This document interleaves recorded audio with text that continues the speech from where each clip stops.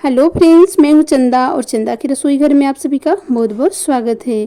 दोस्तों, आज हम बनाएंगे 1 कप गेहूं के आटे से बहुत ज़्यादा टेस्टी एंड क्रिस्पी स्नैक्स। और ये इतना ज़्यादा टेस्टी एंड क्रिस्पी होता है कि इसे आप एक बार बनाकर खा लेंगे तो इसे आप बार बार बनाना चाहेंगे। और इसे बनाना बिल्कुल आसान है। इसे आप बच्चों को लंच बॉक्स हो या इवनिंग स्नैक्स हो कभी भी बना सकते हैं।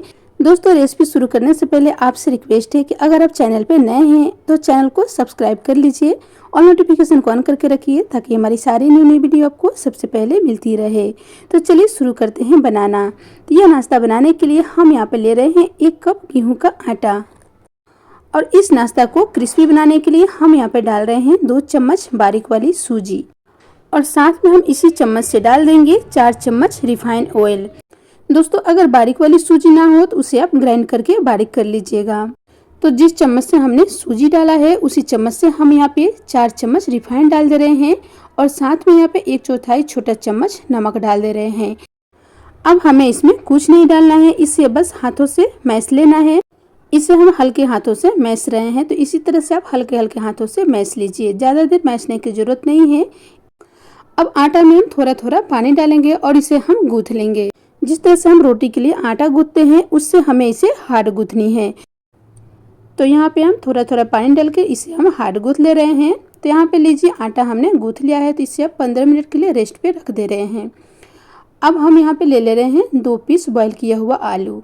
तो इसे हमने बॉईल करके फ्रीज में रख दिया था, तो ये अच्छे से ठंडा हो चुका है, तो इसलिए हम यहाँ पे इसे ग्रेट कर ले रहे हैं। नहीं तो आप गिलास या कटोरी की मदद से इसे अच्छे से मैश भी सकते हैं।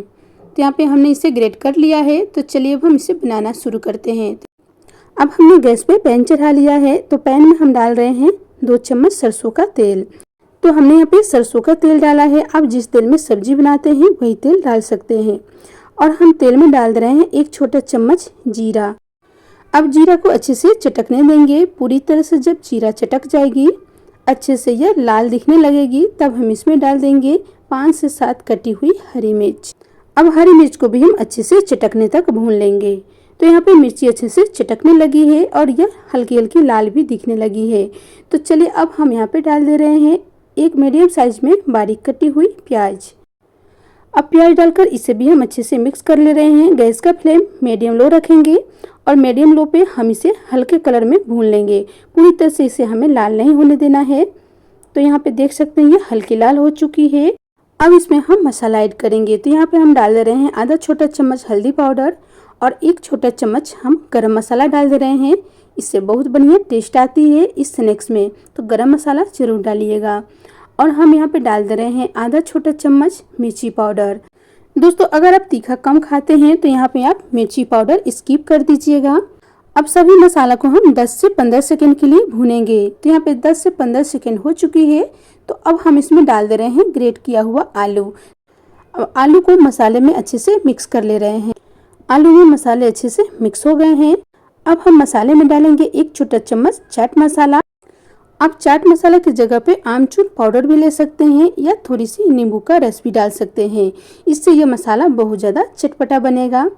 तो अब हम यहाँ पे डाल दे रहे हैं 1/4 छोटा चम्मच नमक। नमक को अच्छे से मिक्स कर लेंगे और गैस यहाँ पे हम ऑफ कर देंगे। गैस ऑफ करने के बाद हम इसमें डाल देंगे थोड़ी सी कस्तूरी मेथी। तो यह हमारा चटपटा मसाला बनकर रेडी है। तो इसे अब हम एक बाउल में निकाल ले रहे हैं और इस आलू के मसाला में हम डाल दे रहे हैं 2 चम्मच टमाटो केचप। अगर आप बच्चों के लिए बना रहे हैं तो टमाटो केचप डालकर बनाएंगे तो उन्हें बहुत ज़्यादा पसंद आएगी। अगर टमाटो केचप पसंद नहीं हो तो आप इसे स्किप भी कर सकते हैं। मसाला बनकर रेडी है। तो चलिए अब हम स्नैक्स बनाना शुरू करते हैं।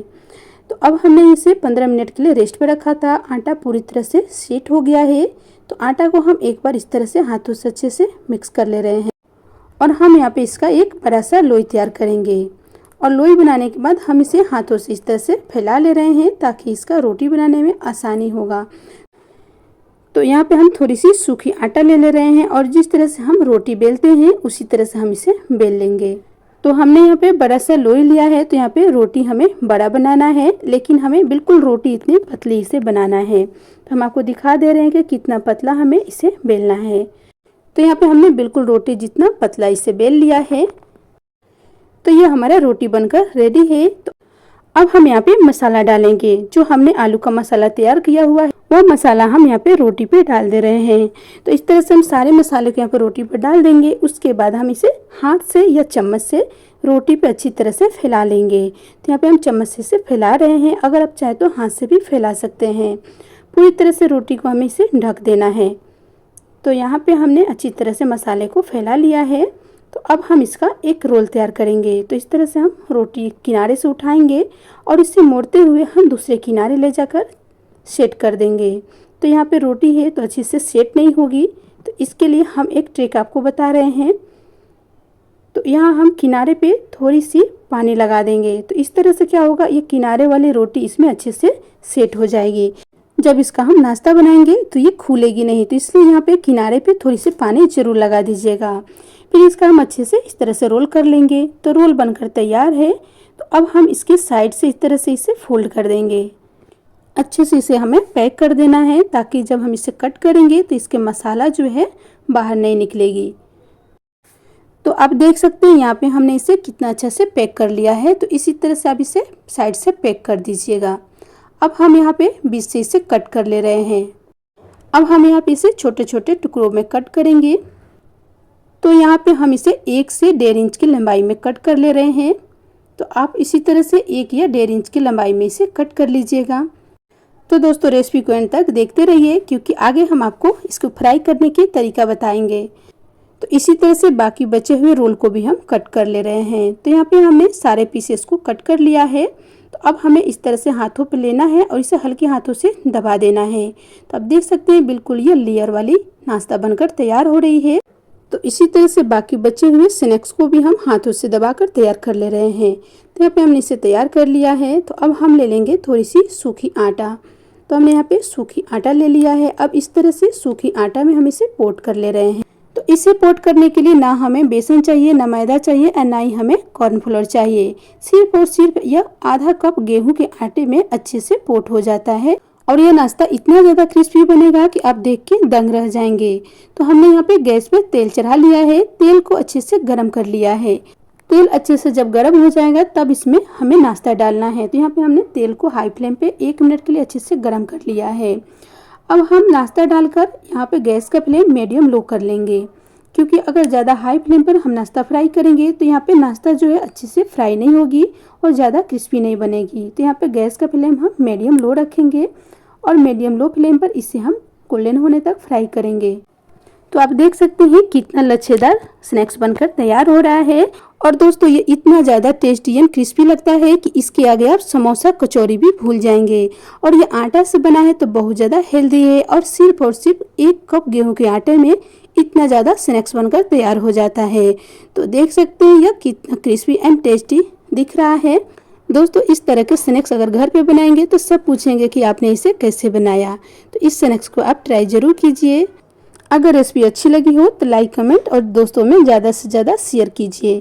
चैनल को सब्सक्राइब नहीं किया तो चैनल को सब्सक्राइब कर लीजिए। ऑल नोटिफिकेशन को ऑन करके रखिए, ताकि हमारी सारी न्यू वीडियो आपको सबसे पहले मिलती रहे। तब तक के लिए बाय फ्रेंड्स।